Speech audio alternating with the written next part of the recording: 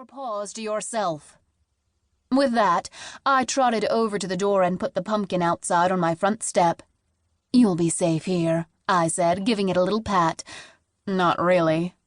Like a furry missile, Prozac whizzed out from behind me and snapped up the pumpkin stem in her jaws, took off like a shot. I chased her up the street and groaned to see her bounding up the path to a once elegant but now dilapidated old house. Of all the houses on the block, why did she have to choose this one? The crumbling Spanish hacienda belonged to the neighborhood witch, a grouch royale named Cryptessa Muldoon. That wasn't her real name, of course. That was the name of the character she played decades ago on a third-rate sitcom, a sorry cross between Bewitched and The Munsters called I Married a Zombie. Cryptessa was the zombie in question, delivering her lines in a long black wig and slinky dress cut so tight it was practically a tourniquet. After one laugh-free season, the show had been cancelled, and Cryptessa, as everyone on the block still called her, never worked again. Which, over time, turned her into a bitter, wackadoodle dame. She'd been living on the block ever since I could remember, growling at me whenever I'd had the temerity to park my car in front of her house.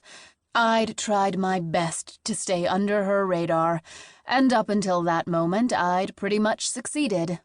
But all that was about to change. Now, as I raced past her Do Not Trespass sign, desperately trying to catch up with Prozac, Cryptessa came bursting out of her front door, eyeing me with wild-eyed paranoia. No longer the least bit slinky, she wore ketchup-stained sweats, her stringy hair dyed a most startling shade of shoe-polish black. "Hi there," I said, hoping to disarm her with a friendly wave. Alas, it did not work. "Get off my property!" she shrieked, "or I'll call the police." "Absolutely," I assured her, "just as soon as I get Prozac." "What do you think I am, a pharmacist? I don't have any Prozac." "No, my cat, Prozac."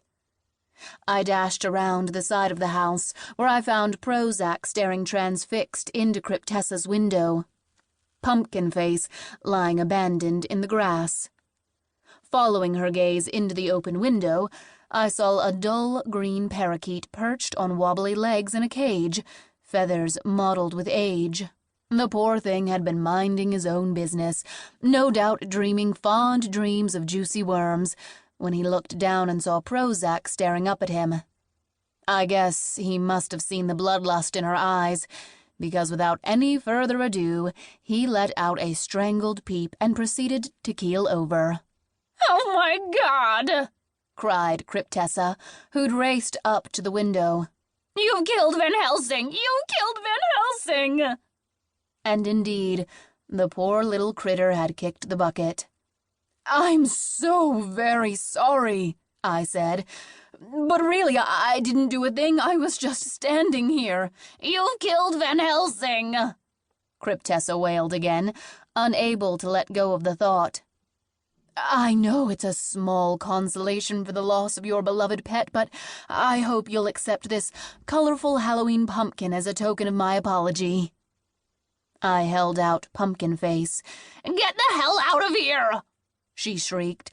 Only too happy to oblige, I grabbed Prozac and scooted off to freedom, leaving the pumpkin behind, just in case Cryptessa changed her mind. Back home, I read Prozac, the riot act. "Bad kitty, very bad kitty. You ran away from home and scared a poor little parakeet to death. Whatever am I going to do with you?" She looked up at me from where I'd plopped her on the sofa. "I'd suggest a nice long belly rub with some bonus scratching behind my ears."